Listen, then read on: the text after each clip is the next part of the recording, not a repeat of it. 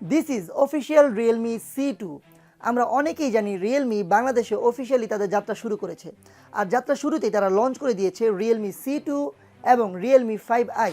এই ফোনটির first impression এবং আনবক্সিং আপনারা অনেকেই আমাদের চ্যানেলে এর মাঝেই দেখে ফেলেছেন। এই ফোনটি আমি গত 15 দিন ধরে নিজের ডিভাইস হিসেবে ব্যবহার করে যাচ্ছি। তো আজকের ভিডিও জুড়ে কথা বলবো এই 15 দিনের ব্যবহারে ফোনটি আমার কাছে কেমন লাগলো, আর লো বাজেট ডিভাইস হিসেবে ফোনটি কতটা ভালো হবে। তো ভিডিওটি শুরু করার আগে অবশ্যই দেখে নিন আমাদের চ্যানেলটি সাবস্ক্রাইব করা আছে কিনা। সাবস্ক্রাইব করা না থাকলে অবশ্যই আমাদের চ্যানেলটি সাবস্ক্রাইব করে নেবেন এবং অবশ্যই বেল বাটনটিতে ক্লিক করে নেবেন। প্রথমেই ধন্যবাদ জানাচ্ছি রিয়েলমি বাংলাদেশকে অফিসিয়ালি এই দুটো ফোন আমাদের স্টুডিওতে পাঠিয়ে দেওয়ার জন্য। তো ভিডিওটি শুরু করা যাক।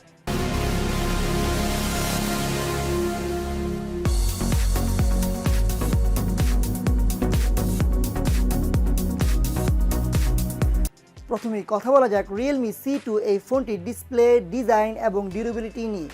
এই ফোনটিতে আপনারা পাচ্ছেন 6.1 ইঞ্চির HD+ রেজুলেশনের ডিসপ্লে, যার পিক্সেল ডেন্সিটি 282 ppi, আর ডিসপ্লের প্রোটেকশন হিসেবে পাচ্ছেন কর্নিং গরিলা গ্লাস 3।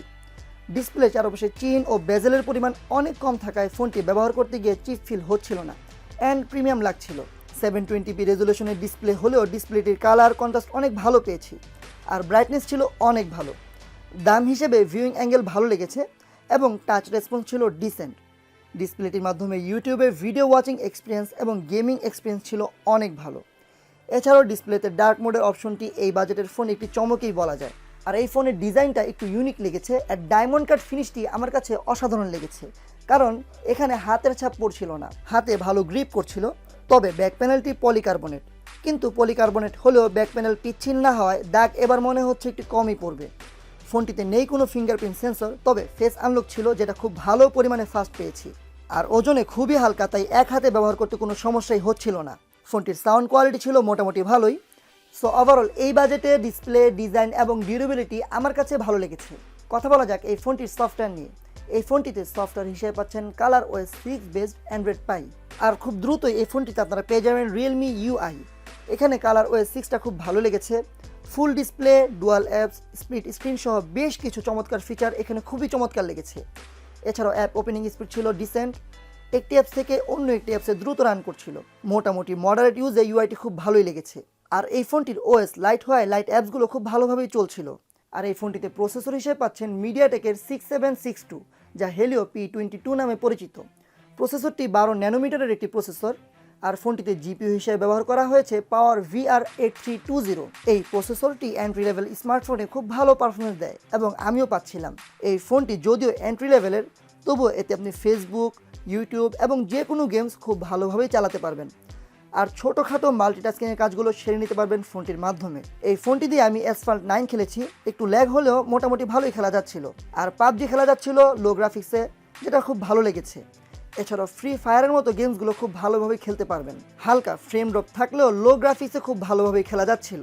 আমরা এই ফোনটির 232GB ভার্সনটি রিভিউ করছি, আর এই ফোনটিতে 2টি সিম ও একটি মেমোরি কার্ড একসাথে ব্যবহার করতে পারবেন। ফোনটির কল কোয়ালিটি ছিল অনেক ভালো, যেখানে খুব ভালো লাউড সাউন্ড শোনা যাচ্ছিল। কথা বলা যাক এই ফোনটির অন্যতম আকর্ষণ এর 4000 mAh এর বিশাল ব্যাটারি নিয়ে। এই ফোনটিতে পাওয়া যাবে 4000 mAh এর বিশাল ব্যাটারি। যদিও চার্জ হতে একটু সময় নিচ্ছিল, অর্থাৎ 2 ঘন্টার মতো, কিন্তু চার্জ ব্যাকআপ খুব ভালো পেয়েছি। একবার ফুল চার্জ হলে স্ক্রিন অন টাইম পেয়েছি 6 থেকে 7 ঘন্টার মতো, আর নর্মাল ইউজে আরামে একদিন চলে যাবে। সো ব্যাটারি নিয়ে চিন্তার কোনো কারণ নেই। কথা বলা যাক এই ফোনটির অন্যতম আকর্ষণ এর ক্যামেরা নিয়ে। এই ফোনটির রেয়ারে পাচ্ছেন ডুয়াল ক্যামেরা সেটআপ, যার প্রাইমারি ক্যামেরাটি 13 মেগাপিক্সেলের এবং এছাড়াও পাচ্ছেন 2 মেগাপিক্সেলের ডেপথ সেন্সর। পেছনের ক্যামেরায় তোলা ছবিগুলো ডিসেন্ট কোয়ালিটির ছিল, ডিটেলসের পরিমাণ মোটামুটি ভালোই পেয়েছি, আর ডাইনামিক রেঞ্জ ছিল অনেক ভালো। এছাড়াও কালার বুস্টের ছবি পাচ্ছিলাম। ডেলাইটের ছবিগুলো বাজেট হিসেবে অনেক ভালো লেগেছে, মোটামুটি দূরের ডিটেলসও ধরে রাখতে পারছিল।